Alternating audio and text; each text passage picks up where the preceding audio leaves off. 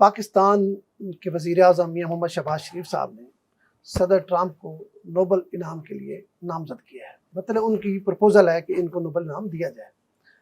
تو اس پر تنقید بھی بڑی ہو رہی ہے. پھر اس کے ساتھ ساتھ ایک اور جو تنقید ہو رہی ہے، جو ہمارے فیلڈ مارشل صدر ٹرمپ سے ملاقات کر کے ہیں، اس پہ بہت سارے تجزیہ کار بھی کہہ رہے ہیں، اور ایک جو مخالف دھڑا ہے ہمیشہ جو پاکستان کی مخالفت پر بھی اتر آتے ہیں، وہ کہہ رہے ہیں جی امریکہ کو جو ہے نا اڈے اور امریکہ کو سہولت کاری پاکستان دینے جا رہا ہے. حالانکہ ایسی کوئی بات نہیں. میری اپنی رائے ہے، پہلے آپ اس پر پڑھیں پھر میں اپنی رائے بتاتا ہوں اس پر کیا ہے. پہلے آپ اپنی رائے دیتے ہیں نا.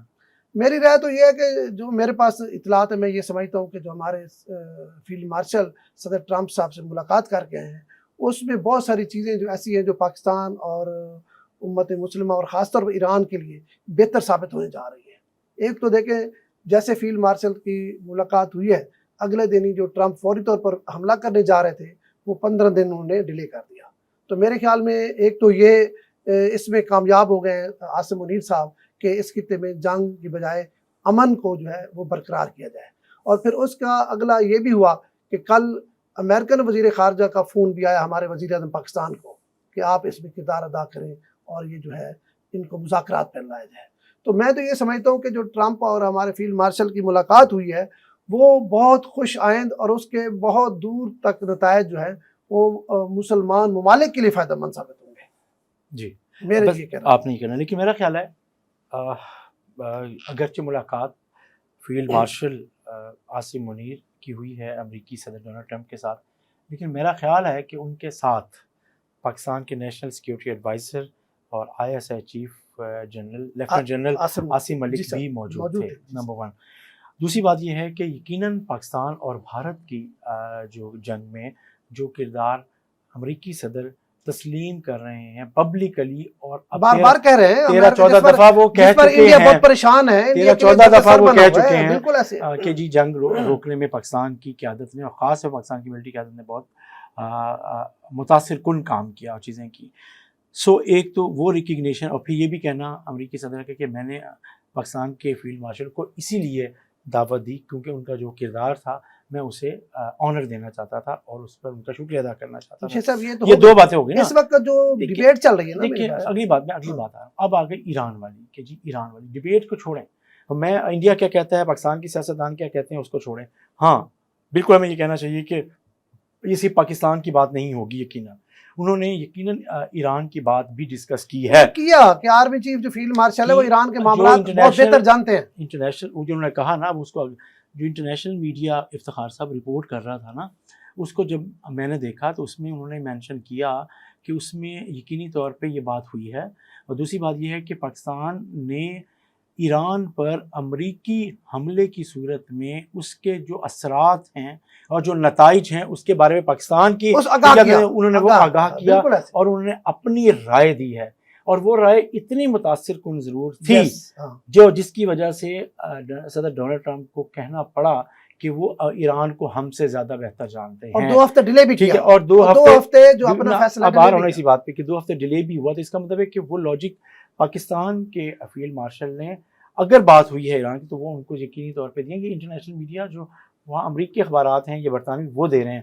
تو یقینی طور پہ اس رائے کو اہمیت دینی پڑی ہے صدر ڈونلڈ ٹرمپ کو. دوسری بات یہ ہے کہ ہاں میں یہ سب کہوں کہ نہیں، وہ ہماری جو آ رہا ہیں اور جو اس کو وہ اہمیت دے کر صرف وہ کریں گے جو ہم نے کہا ہے، اس پہ ہمیں خوش فہمی کا شکار نہیں ہونا چاہیے. ان کی اپنی سیاسی حکمت عملی ہوتی ہے اور ہوگی.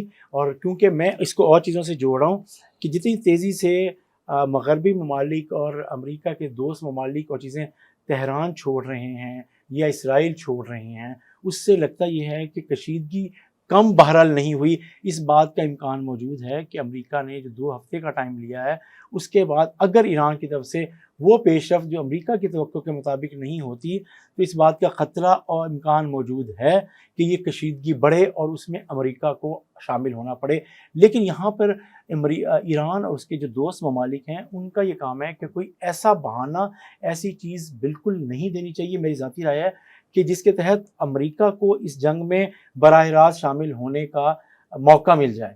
تو یہ ایک بڑا کروشل ٹائم ہے اور اس کروشل ٹائم کو انڈرسٹینڈ کرنا چاہیے. اگلی بات جو میں کرنے جا رہا ہوں آج آپ کو پتہ ہے استنبول میں جو مسلمان ممالک کے 40 وزراء خارجہ کی کانفرنس ہوئی ہے، ٹھیک ہے، مطلب ہے اگر وہاں یہ صورتحال ہے تو اس طرح اگر ہم دیکھیں تو یہ بھی پہلی بار ہو رہا ہے کہ مسلم ممالک روز بروز اکٹھے ہوتے جا رہے ہیں. آج مطلب ہے جو ترکی کے صدر ہے انہوں نے بڑا واضح کہا ہے کہ بھائی یہ جو ہے نا اسرائیل اس کا جو ہے نیوکلیئر پروگرام وہ بھی ہمارے لیے خطرے میں ہے. مطلب ہے اب بات بالکل یہ اتنی آسان نہیں ہو جائے گی امریکہ کی. دیکھیں بات جو مسلم ممالک بات کر رہے ہیں وہ یہ کہہ رہے ہیں کہ اس خطے میں اگر اسرائیل کو ایران کے ایٹمی پروگرام سے خطرہ ہے تو پھر اس خطے میں ایک اور ایٹمی طاقت اسرائیل بھی ہے. تو اگر آپ نے ہتھیاروں سے اس کو وہ کرنا ہے تو پھر اسرائیل کو بھی پھر مکمل طور پہ مشرقہ وسطیٰ کو اس سے پاک اور صاف کیا جائے. تو یہ ایک پریشر ہے جو ڈیولپ ہو رہا ہے. آج بڑی ڈیولپمنٹ ہوئی ہے. 40 وزراء خارجہ اکٹھے ہو جانا. دیکھیں بات یہ ہے کہ 40 وزراء خارجہ بھی اکٹھے ہو جاتے ہیں اور سلامتی کونسل کا بھی ہو جاتا ہے، لیکن کیا امریکہ اور اسرائیل ان کی بات مان رہے ہیں؟ کیا غزہ پہ اقوام متحدہ کی ساری باتیں مان لی گئی؟ کیا غزہ پہ اسلامی ممالک کی جو چیزیں وہ مان لی گئی؟ سنیں، غزہ کی اور ایران کی سٹوری بالکل مختلف ہے، ذہن میں رکھنا. اب ایران کی صورتحال بالکل اور ہے. اب غزہ والا کہانی اس پہ آپ اس کو مثال نہیں دے سکتے. ایران تو دیکھیں آپ اس وقت کچھ بھی کہیں، اسرائیل کی اس نے طبیعت صاف کی ہوئی ہے. اب ایسی بھی بات نہیں ہے کہ ایران بھائی مار کھا رہا ہے اور مار کچھ نہیں رہا. ادھر تو ون میں تھا، غزہ میں تو کوئی تھا ہی نہیں، وہ تو بالکل لاوارث ہے. اس کے لیے لفاظی باتیں بھی بہت کم ہوتی تھی. اس طرح کے جو آج اجتماع ہوا ہے 40 لوگوں کا، 40 وزراء خارجہ اکٹھے ہوئے، اس طرح کے بڑے کم ہوئے ہیں. تو میرے خیال میں اب اتنا آسان نہیں ہوگا ایران کو ختم کرنا. میرے خیال میں آرمی چیف یا فیلڈ مارشل کی جو ہے نا ایک محنت یا جو وہ کاوش کر رہے ہیں کہ اس خطے میں امن برقرار ہے، میرے خیال میں اس میں وہ کامیاب ہو جائیں گے. اور میں خیال ہے پاکستان نے اپنا جو کردار ہے وہ ادا کر رہا ہے دونوں طرف سے، اور یقینی طور پہ پاکستان نہیں چاہتا. اور یہ جو یہ پروپیگنڈا کرنا کہ ایران کے خلاف ہم جا رہے ہیں، یہ تو ایسے سٹوپڈ حرکت ہے کہ جس طرح میں کہتا ہوں انڈین اگر دانشوروں کو سنے وہ بھی یہ بات نہیں کر رہے جو ہمارے کر رہے ہیں. دیکھیں ہم ایران کے خلاف جا رہے ہیں نہیں جا رہے ہیں، ہم کیا کریں، ہمیں ایک ہی بات سامنے رکھنی ہے، وہ یہ ہے کہ پاکستان اور پاکستانیوں کا مفاد کیا ہے اور ان کا مستقبل کیا ہے. ہمیں یہ بات سامنے رکھنی چاہیے. ہم ایران کی وہ ملک ہیں جنہوں نے ایران کا سب سے پہلے مذمت کی، اسرائیلی حملے کی، اور ایران کی حمایت ہر سطح پر کر رہے ہیں. اقوام متحدہ میں بھی ہم نے کھل کے بات کر رہے ہیں، ایران بھی کر رہے ہیں. تو پاکستان ہر لحاظ سے ایران کے ساتھ ہے.